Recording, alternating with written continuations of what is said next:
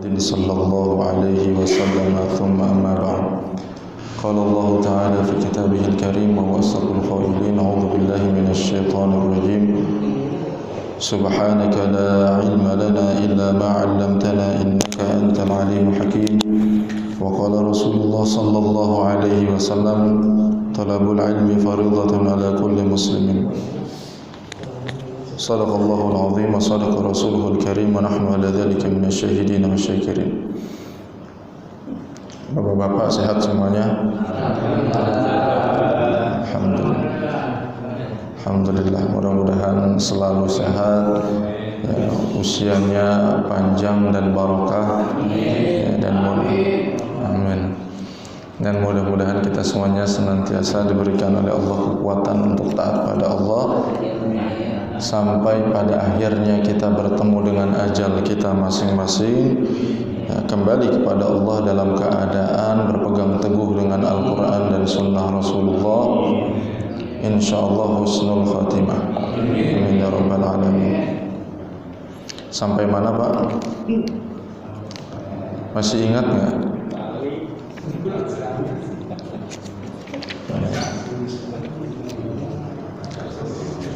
Insyaallah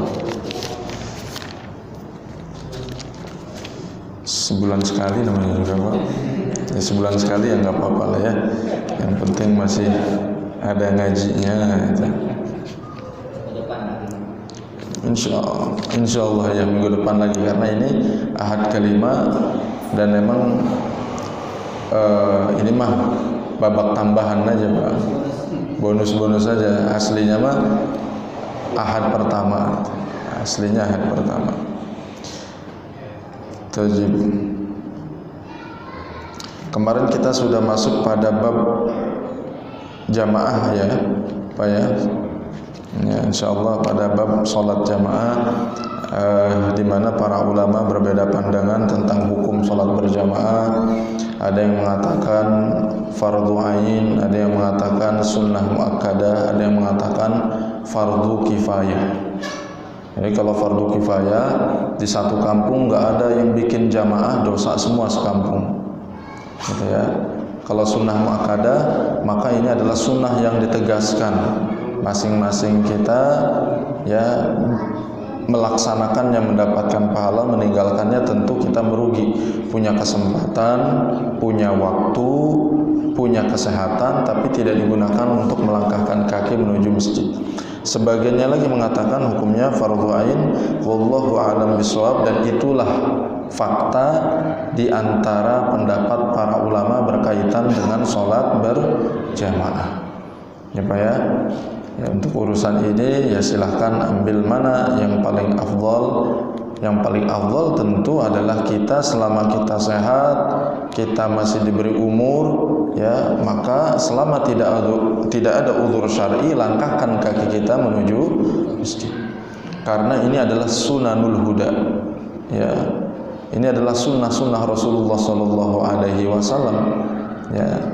Yang kalau kita berpegang teguh dengan sunnah Rasulullah, maka insya Allah kita tidak hanya menjadi umat Nabi Muhammad, tetapi menjadi umat Nabi Muhammad yang posisinya dekat dengan Rasulullah. Karena kalau cuma klaim dan mengaku mah banyak Pak ya, saya umat Nabi Muhammad nih, sholat tuh henteu ya, saya ini umat Nabi Muhammad, puasa tuh henteu gitu. Jadi banyak orang yang mengaku umat Nabi Muhammad, tapi umat Nabi Muhammad ini insya Allah selama masih beriman tetap diaku oleh Rasulullah ya, tetap diaku oleh Rasulullah SAW, tapi ya tergantung dengan kedekatannya dengan Rasulullah, dan kedekatan itu bergantung ke seberapa besar kita memperhatikan sunnah-sunnah Rasul gitu ya. Jadi insya Allah berangkat ke masjid apapun hukumnya ya, sholat berjamaah itu derajatnya lebih tinggi dibandingkan sholat sendirian.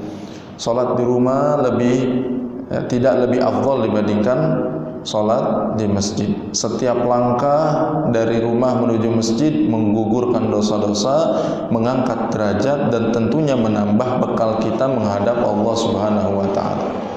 Nah, ini yang tidak ada kalau kita sholat di rumah. Kalau sholat di rumah udah mah dapat tidak sampai 27 derajat atau 25 derajat, dan tidak juga mendapatkan keutamaan melangkahkan kaki menuju masjid.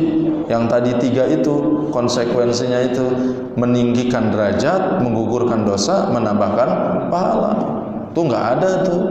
Kalau menggugurkan dosa karena sholatnya, iya, setiap kebaikan itu menggugurkan dosa-dosa. Ittaqillaha haitsu ma kunta, bertakwalah dimanapun engkau berada. Wa atbi'is sayyi'atal hasanata tamhuha.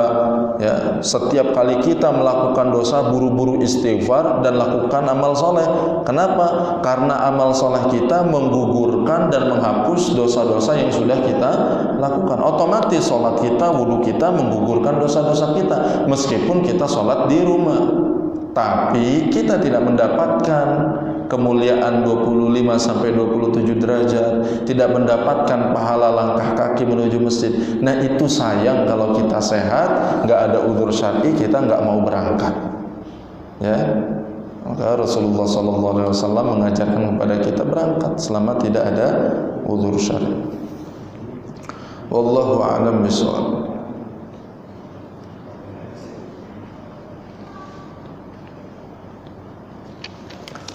Tayyib. Sekarang kita masuk kepada al-adad alladzi tan'aqidu bihil jamaah. Ya, berapa jumlah ya dianggap salat jamaah itu menjadi sah. Gitu ya. Berapa jumlahnya? Di sini disebutkan tan'aqidul jama'atu fi ghairil jumu'ati bithnaini fa aktsar inda Syafi'iyah wal Hanafiyah. Jadi 2 orang saja sudah cukup dianggap sebagai salat berjamaah. Gitu Pak ya. Ini dalam sudut pandang mazhab Imam Syafi'i dan Imam Abu Hanifah beserta para pengikutnya. Fil fardi wan nafli sawa'an kana rajulaini am rajulan wa imra'atan.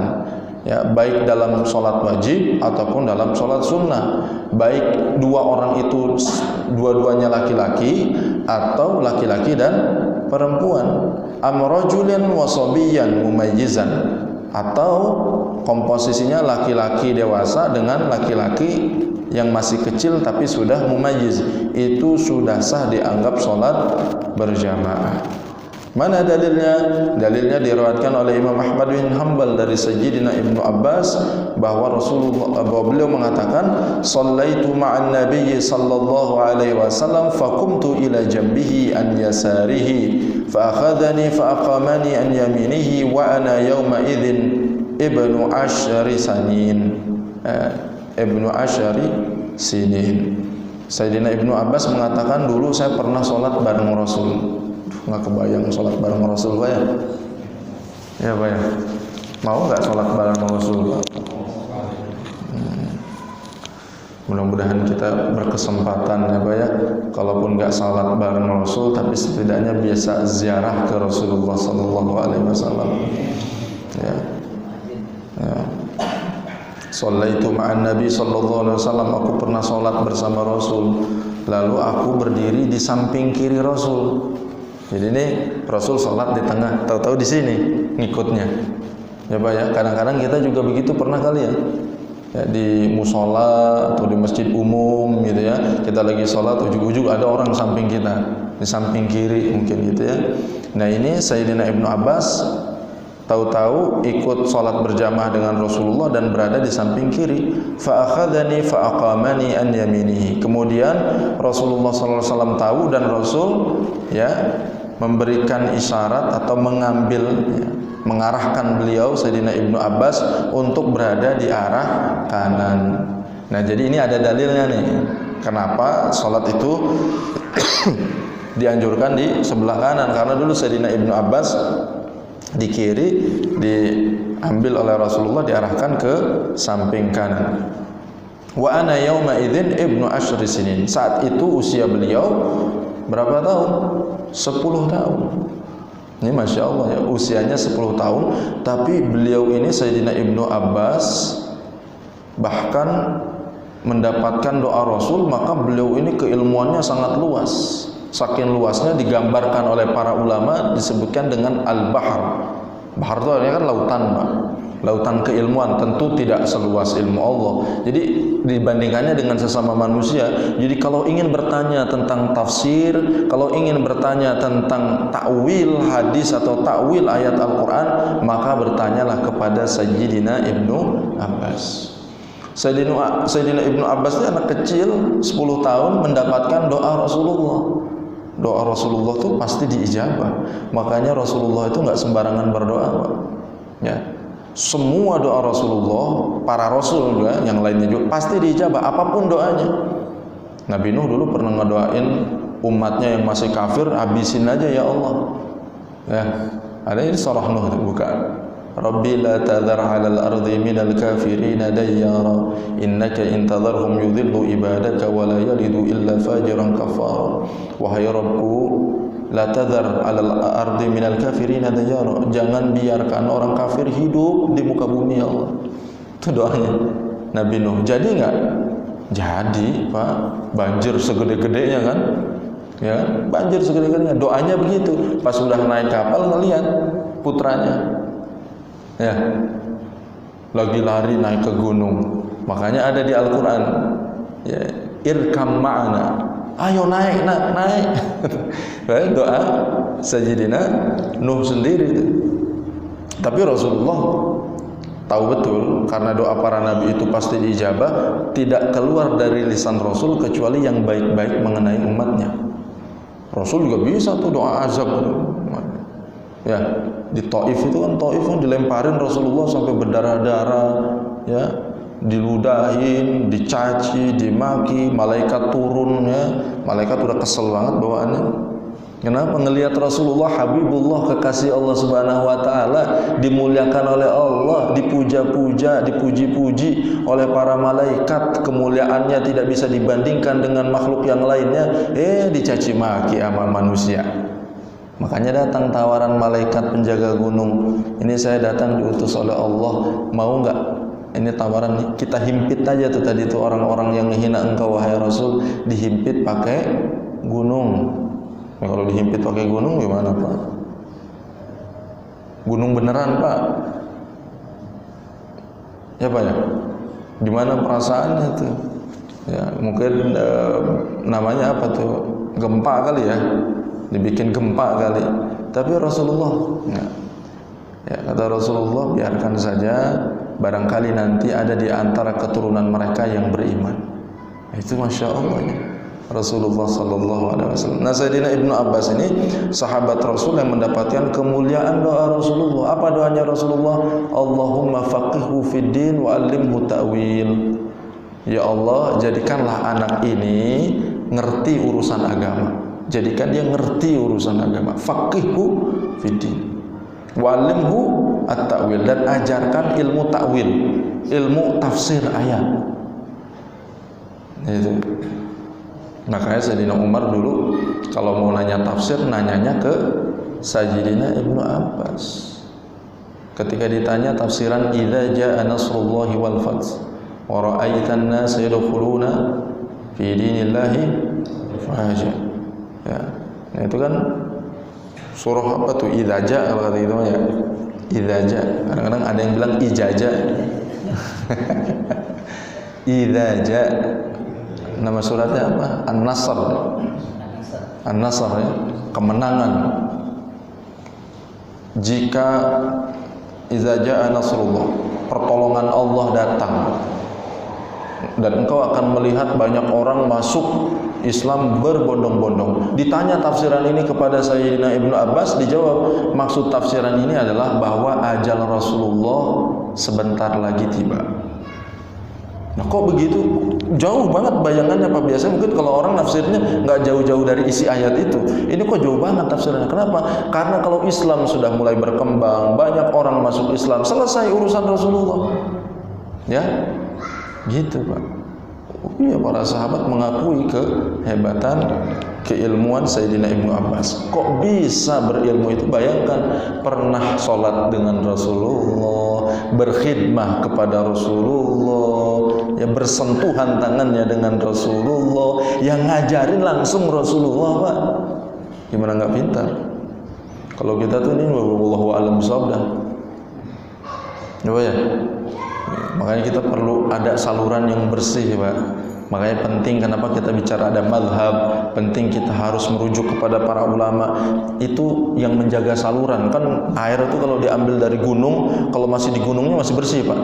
Tapi kalau udah turun ke bawah mungkin udah ada debunya, udah ke bawah rantingnya, apa segala macam, sehingga yang di bawah tidak mendapatkan air yang sejernih di atas. Jadi para sahabat tuh bukan jernih-jernih lagi, emang udah sumbernya Rasulullah SAW. Nah kita ini sekarang butuh saluran ya yang memang dijaga. Bagaimana cara kita mengambil ilmu yang dijaga itu ya? Datang ke para ulama, fas'alu ahla dzikri in kuntum la ta'lamun. Dalam urusan hadis tentu insyaallah ada ulamanya. Ada Imam Bukhari, ada Imam Muslim, ada Imam Abu Dawud, At-Tirmidzi, An-Nasa'i, Ibnu Majah. Dalam ilmu hadis ada ulamanya lagi, ada Imam Ibnu Hajar Al-Asqalani, ada Imam An-Nawawi, ada Imam As-Suyuti. Dalam ilmu fikih kita insyaallah udah kenal semuanya. Ada Imam Abu Hanifah, ada Imam Malik, ada Imam Syafi'i, ada Imam Ahmad bin Hanbal. Tinggal belajar apa kita? Sudah ada imamnya masing-masing. Nah, kita lanjutkan lagi. وقد أخذ الحنابلة وبعض المالكية بظاهر هذا الحديث فقالوا تنعقد الجماعة برجل وصبي في النفل دون الفرض. Nah, adapun mazhab Imam Ahmad bin Hanbal dan Imam Malik melalui hadis ini berpendapat bahwa salat berjamaah itu sah jika dilakukan oleh laki-laki dan anak kecil dalam urusan salat sunnah. Kalau salat wajib nggak sah. Ini mazhab Imam Ahmad bin Hanbal. Tapi kalau kita ikut mazhab Imam Syafi'i, mau sholat wajib ke, mau sholat sunnah ke, kita punya anak, usianya belum sampai usia balik. Usia balik berapa kira-kira Pak? Kira-kira mungkin 15 tahun ya. Ada Pak? Alhamdulillah. Dan dulu saya pernah pakai handphone juga begini Pak. Dikira saya ngerekam, taunya udah mati. Nah, itu Pak. Jadi bapak-bapak punya anak misalnya usia baru 7 tahun. Nah ya, 7 tahun ini belum sampai balik Pak. Ya. Tapi dia bisa membedakan mana yang baik, mana yang tidak baik, mana yang benar, mana yang salah. Maka anak ini meskipun tidak balik sudah sampai derajat mumayyiz. Mumayyiz itu bisa membedakan mana yang baik, mana yang nggak baik. Itu standarnya begitu. Jadi kalau diajak sholat dia nggak kancolah, nggak kancolah, nggak bercanda. Dia ngerti bercanda itu nggak boleh, meskipun dia nggak balik. Nah ini kalau kita sholat dengan anak yang seperti ini, mau di rumah kayak, mau di perjalanan atau di masjid, sah, gitu ya, sah sholatnya. Berjamaah dia. Tapi kita punya anak usianya 10 tahun belum mumayyiz, enggak sah. Jamaahnya tidak sah. Tayyib. Wa qad rajjaha as-Syaukani ra'y asy-Syafi'iyyah wal Hanafiyah. Imam Syaukani penulis kitab Nailul Autar ya, berpendapat bahwa mazhab yang paling kuat ya, pendapat yang paling kuat adalah pendapat Imam Syafi'i dan Imam Abu Hanifah. Wa qala laisa ala qaulin man mana'a min inqadi imamati man ma'ahu sabiyyun faqat dalilun. Jadi artinya mau sholat sunnah, mau sholat wajib sama anak kecil ya, mau sama orang dewasa tetap sah selama apalagi anak kecilnya sudah mumayyiz tadi ya. Wallahu a'lam bishawab.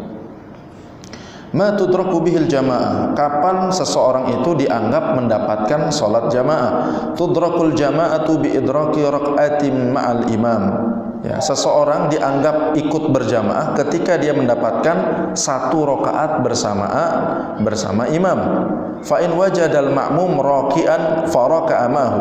Jika makmum, ini masbuk nih ya, makmum mendapati imam dalam keadaan ruku, maka makmum itu langsung ruku. Bukan berarti langsung ruku Allahu Akbar langsung. Takbiratul ihram dulu, Pak. Dan takbiratul ihram harus dalam posisi berdiri. Kita ngelihat ada imam sudah ruku,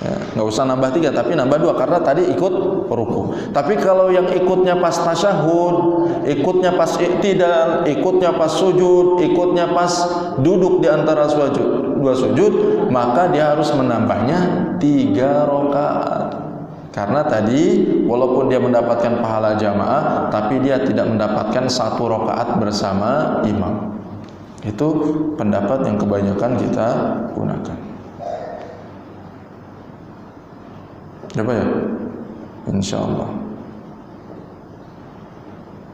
Man tasihhu imamatuhu, siapa orang yang sah menjadi imam. Ya, jadi ada syarat-syaratnya jadi imam. Ya, yang pertama ayyakuna mustawfiyan li syuruti sihhatis salati biwajhin 'am, harus terpenuhi syarat secara umum. Nah, ini secara umum, artinya secara umum tuh syarat ini juga ada pada makmum.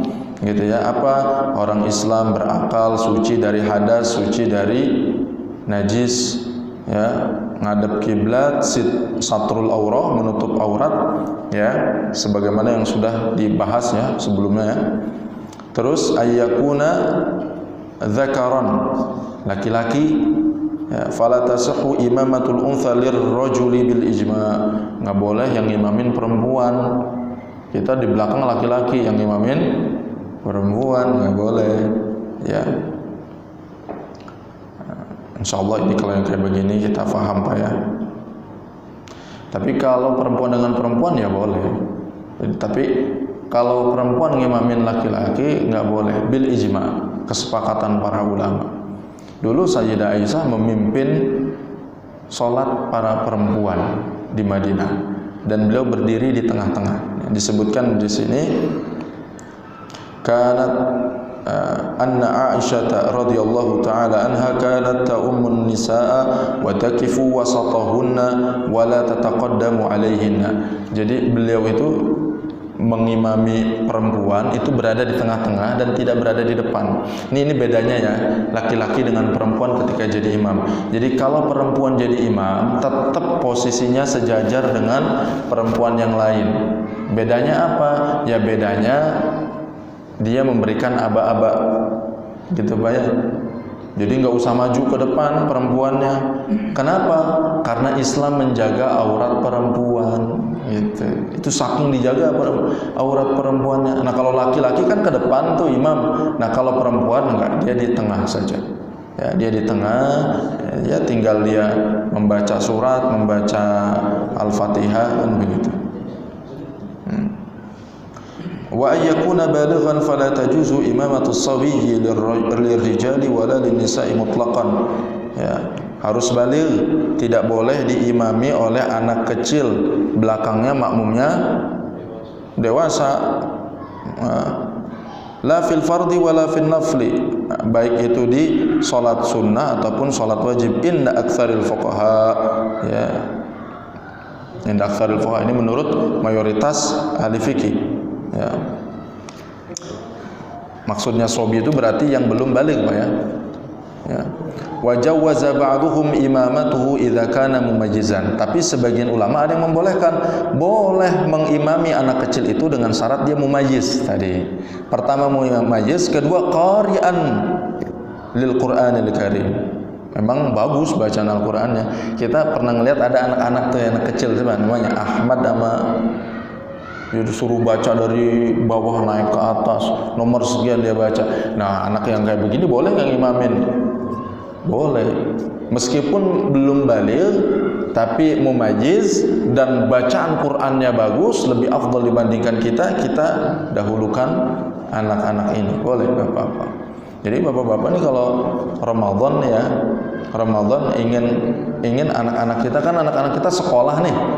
Mungkin punya hafalan, mungkin bacaan, oh ternyata bagus dibacanya, boleh sesekali jadi imam. Ya.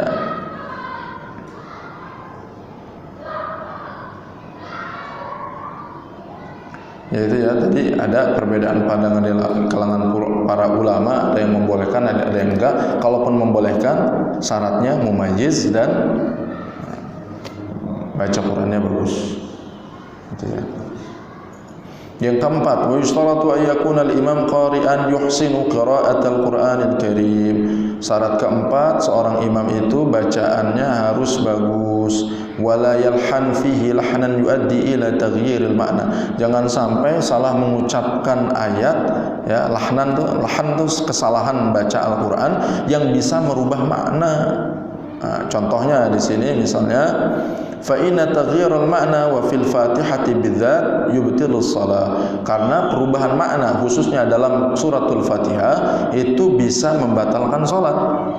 Karena kebanyakan ulama menganggap bahwa Al-Fatihah bagian dari rukun salat, ya. La salata liman lam yaqra bi Fatihatil kitab. Tidak ada salat, ya, kecuali baca Al-Fatihah. Nah, jadi Al-Fatihahnya harus baik. Contoh misalnya ka'ayyadhummata, seperti orang yang mendomahkan huruf ta. Harusnya kan an'amta, kita rubah an'amtu. Maknanya berubah, Pak. An'amta, engkau yang memberikan nikmat. An'amtu, saya yang memberikan nikmat. Beda u doang, Pak. A sama u aja tuh langsung maknanya berubah. Batal nggak? Batal. Au yuftahu hamzah.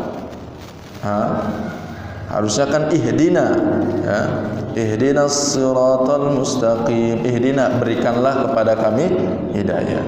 Kalau ahdina, ahdi artinya saya yang memberikan hidayah, tuh berubah. Au yuksaru kaf, harusnya iyyaka, berubah menjadi iyyaki, dan yang lainnya banyak. Ya, maka penting kita untuk mentahsin Al-Fatihah. Sering kita ulang-ulangi ya soal itu. Silahkan, ya, bapak-bapak saling menasehati saja itu. Kalau ada yang kurang lebihnya, ya, wallahu a'lam bishawab. Sampai sini dulu, Pak, sebelum kita lanjutkan. Kalau ada tambahan silakan. Jamaah estafet gimana sih? Ya. Sholat jamaah estafet. Jadi ada masbuk, dijadikan imam lagi sama makmum yang masbuk. Makmum yang masbuk, dijadikan imam lagi sama makmum yang masbuk juga. Jadi dia mundur, nah, gitu. Jadi estafet gitu. Itu bagaimana sih? Sampai sekarang saya cari-cari itu, saya belum nemu di kitabnya, gitu. Jadi misalnya saya masbuk nih kan, saya lebih dulu, terus datang orang nih, kan masbuk juga. Pas udah salam jamaah, dia mundur, jadiin kita imam. Ya, saya sampai sekarang belum menemukan kitabnya, jadi secara kepastiannya gitu. Nah, nanti kalau ada bapak-bapak sudah tahu, misalnya ada di kitab ini, ya mohon disampaikan. Jadi saya sendiri sampai sekarang tuh nyarinya juga, Pak. Ya, meskipun kalau secara apa ya, kalau secara ini pikiran saya aja gitu ya. Karena kan saya misalnya takbiratul ihramnya lebih awal nih, lebih awal dari dia. Berarti saya bisa tuh jadi makmum karena takbiratul ihram, jadi imam karena takbiratul ihram saya. Nah, boleh nggak pertanyaannya orang itu berubah niatannya? Kan tadi niatnya bermakmum ke yang sebelah sana, terus berubah niatannya jadi imam. Nah, dalam sudut pandang yang lain kan ada istilah mufarokoh, ya. Jadi kita bermakmum pada seseorang, berat kita ikut dia karena bacaannya panjang. Aduh, nggak sanggup nih, saya mau sholat sendirian aja. Misah tuh dia langsung, bukan orangnya misah, tapi niatnya misah. Jadi saya nggak lagi berimam dengan orang ini, ya Allah, saya sholatnya sendirian. Itu namanya mufarokoh tuh. Nah, itu aja boleh. Maka ada kemungkinan yang kayak begini juga boleh. Tapi saya nggak berani jawab karena belum kepastiannya gitu ya. Kaul ulamanya saya belum dapat. Mudah-mudahan bapak-bapak kalau ada yang sudah tahu bisa sharing. Ya, tapi kalau sementara ini ya saya kalau udah selesai gitu ya, masbuk juga gitu, saya nggak bermakmum ke dia, udah saya sholat aja sendirian gitu, udah nggak apa-apa. Kan kita udah dapat pahala jamaahnya, nggak usah kita nambahin lagi jamaah sama yang sebelah sini, kan gitu ya. Kalau kita ikut hadis yang tegas dan masyhur kayak tadi, ngapain kita ikut lagi? gitu ya. Tapi saya pun tidak berani menyalahkan karena sampai hari ini belum mendapati dalilnya. Jadi ketidaktahuan saya bukan berarti orang salah kan gitu. Bisa jadi ada dalilnya, cuman saya aja belum nemu gitu. Jadi kalau ikut hadis yang kita bahas tadi, cukuplah tadi man adraka rakaatan faqad adraka shalah. Kalau ada orang sudah mendapatkan 1 rakaat dengan 1 imam, maka dia sudah mendapatkan pahala jamaah, enggak usah lagi ikut ke yang lain. Wallahu a'lam bishawab. Waalaikumsalam. Masalah waktu sholat Ustaz, misalnya kita sholat wajib nih, ujung-ujung ada 3 rakaat putih, 1 menit lagi Ustaz, ada yang sholat sunnah, apa itu gimana ya Ustaz hukumnya? Maksudnya yang ada sholat sunnah ini, orang ini bikin dosa orang yang pengen sholat lagi, jadi ngomong itu tinggal 1 menit, mau sholat lagi. Iya. Jadi gini ya, secara fikih itu zaman Rasul itu kan nggak ada jam kayak begini nih. Zaman Rasul tuh orang kalau sholat itu Rasul datang qomat, ya Rasul datang iqomah begitu. Nah jadi ya sudah, kalau kita sudah waktunya ini ya udah kita iqomah aja. Nah tak tinggal beliau yang menyesuaikan nih yang sholat sunnahnya nih, antara dia percepat sholatnya gitu ya, atau mungkin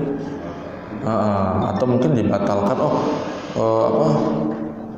dibatalkan misalnya kalau baru mulai ya. Tapi kalau bisa percepat. Bagaimana cara percepat sholat? Bukan bacaannya yang dipercepat.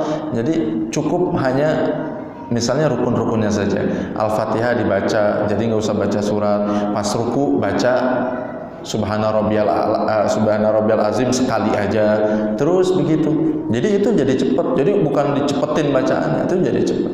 Abis itu dia ikut berjamaah. Jadi kalau kita sudah punya kesepakatan kayak begitu ya iqomah aja.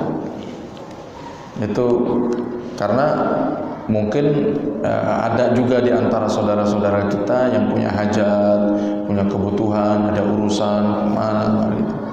Ya gitu. Dulu juga begitu, kalau di masa Rasul ya nggak nungguin orang yang sholat sunnah, pokoknya nungguin Rasul. Rasul datang qomat, ya yang lain yang menyesuaikan begitu. Wallahu a'lam. Ustaz, yang ketika berjamaah itu dapat jamaah. Yang gimana? Keluar dari jamaah karena mungkin nggak layak, itu hilang pahala jamaah. Wallahu a'lam segala itu. Kalau soal tetap ikut gerakannya yang sama gitu ya, supaya tidak terjadi fitnah kan Pak. Kita kan di masyarakat di masa Rasulullah itu pernah kejadian dulu, sahabat Rasul sholat bareng Rasul, sholat Isya. Habis itu dia pulang ke kaumnya dijadikan sebagai imam. Jadi sholat wajibnya 2 kali nih, sekali bersama Rasul menjadi makmum, sekali sebagai imam. Ini kebenaran yang jadiin beliau imam itu orang-orang kerja, habis pada pulang kerja capek kan. Kebenaran sahabat Rasul yang jadi imam ini masih seger gitu ya, sholatnya pakai surat yang panjang. Surat yang panjang. Nah itu yang mufarokoh itu diceritakan, beliau mufarokoh bahkan keluar dari barisan gitu. Nah itu tapi kan pada akhirnya kan jadi ramai di masjid itu. Ya kan setelah sholat, wah ini gimana nih ini tanda orang-orang yang lemah iman, kan jadi macam-macam tuh kan. Padahal kan namanya juga orang habis kerja capek Pak. Kita tuh kalau ngimamin, hadis Rasulnya idza amma ahadukum falyukhaffif. Kalau jadi imam ringankan bacaannya, apalagi untuk orang-orang yang sedang kerja. Ya Pak ya. Tapi ini disampaikan ke Rasulullah. Rasulullah bukan memuji sahabat yang jadi imamnya, justru Rasul marah. Afattanun anta ya Mu'adz, wahai Mu'adz, apakah engkau mau menjadi orang yang bikin fitnah, bikin ujian ini? Ya, kenapa? Karena Anda membaca surat yang panjang di hadapan orang yang habis pulang kerja pada capek. Udah sholatnya udah alhamdulillah Pak. Saya dulu pernah kerja di Jakarta, yaitu yang saya cerita itu Pak, kalau di musola transit itu kan. Maghrib itu kita sholat gitu kan, jadi makmum. Kereta udah di Cikini Pak, saya di Tebet. Kereta udah sampai Cikini, imam bacanya panjang. Itu udah nggak khusyuk Pak. La haula, bacaannya panjang. Waduh, la ilaha illallah. Ya harusnya kalau sholat transit begitu, udah gitu kan musola kecil, banyak orang nungguin, ya kan? Yang sholat pun udah pengen keluar karena pengen dapat kereta, itu udah. Nah makanya imam harus mengerti, iya Anda bagus baca Qur'annya, iya Anda hafalannya banyak, tapi mohon maaf kalau kita mengimami suatu kaum yang di situ ternyata mereka banyak hajatnya, maka cukupkan dengan surat-surat yang pendek saja. Tapi kalau sholat sunnah sendirian ambil yang panjang, Al-Baqarah, Ali Imran. Kalau sholat sunnah kan kita, kalau sholat sunnah gimana sholat tarawih? Bagus, panjang, ya kan? Kalau sholat sunnah beda dengan sholat wajib. Kalau sholat sunnah bagus, panjang. Kalau kita nggak sanggup, kita cari masjid yang lain, gitu aja. Jadi jangan masjid yang kita ubah, ini nggak boleh. Enggak, itu sholat wajib. Kalau sholat wajib dianjurkan ringan. Kalau sholat sunnah ya sesuai dengan kesepakatan. Yuk kita bikin, kalau di sini kan sejus ya. One day one juz kan, banyak jamaahnya Pak. Alhamdulillah.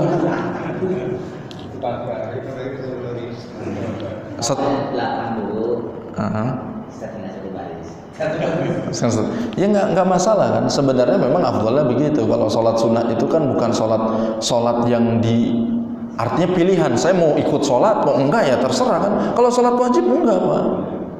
Sholat wajib itu kewajiban bersama-sama yang harus kita tunaikan. Kalau sholat sunnah, lagi pengen semangat nih, lagi pengen sholat banyak, datang ke sini. Lagi kita nggak sanggup, bisa di rumah, bisa ke masjid yang lain, kan gitu.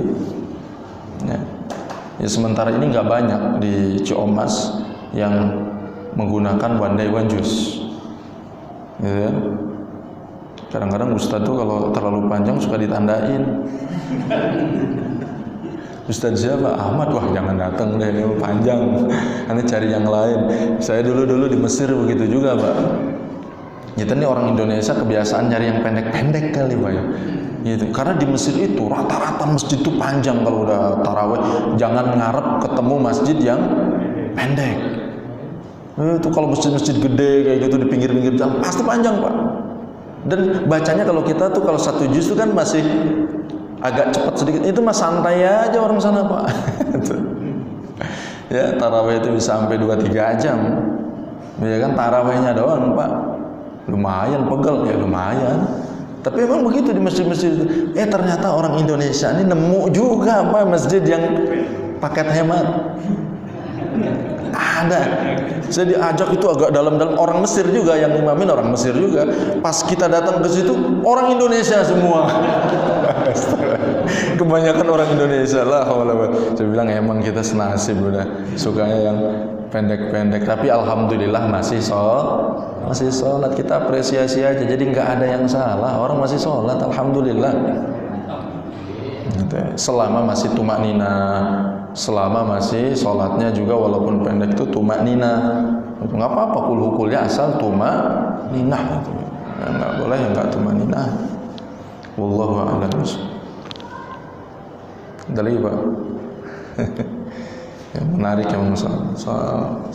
Insyaallah bentar lagi kita kurang dari 2 bulan lagi insyaallah bertemu dengan bulan Ramadan. Mudah-mudahan umur kita panjang, ketemu bulan Ramadan. Bulan Ramadan libur biasanya. Pengajian libur kan kita Pak ya. Maghrib siapa yang mau ngaji? Pengennya kita kan makan ya. Gitu. Iftar ya. Mungkin nanti dibikin mengaji sebelum bukaan itu. Enak juga tuh. Ya? Sepi ya? Pernah dicoba ya berarti? Ya silakan. Sempurnanya sholat berjamaah kan rapat dan lurus. Nah, rapatnya itu bahu dengan bahu atau kaki dengan kaki. Kalau di sini banyaknya karena sajadahnya besar, dia sendiri sisanya kakinya kan mengarah ke kiri. Itu gimana? Nah memang kalau hadis Rasulnya disebutkan ya bahu dengan bahu. Berarti kalau bahu dengan bahu otomatis kaki juga.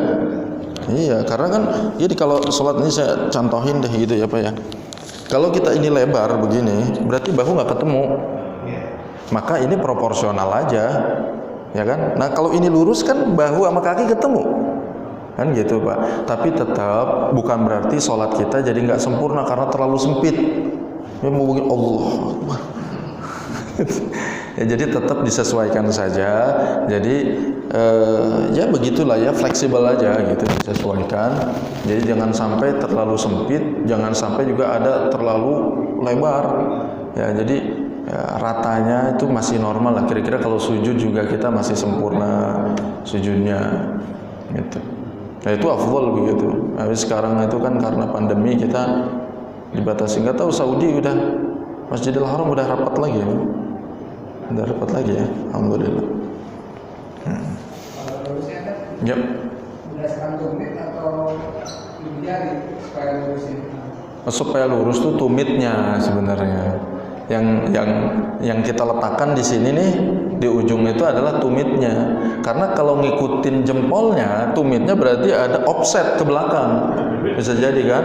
Mohon maaf nanti ada kepala bapak-bapak yang di belakang yang kena gitu khawatirnya. Jadi yang diluruskan adalah tumit-tumitnya gitu. Kalau dilihat kebanyakan kalau lurus dengan tumitnya itu nggak klasifikasi. Nah itu betul. Jadi tumitnya yang diluruskan, bukan jempolnya. Nah, kalau jempolnya yang diluruskan, ini ukuran kaki kita kan macam-macam tuh. Ada yang panjang, ada yang pendek. Nah yang panjang itu yang khawatir dia offset ke belakang, ketemu kepala bapak-bapak. Gitu. Wallahu a'lam bishawab. Begitu ya Pak ya.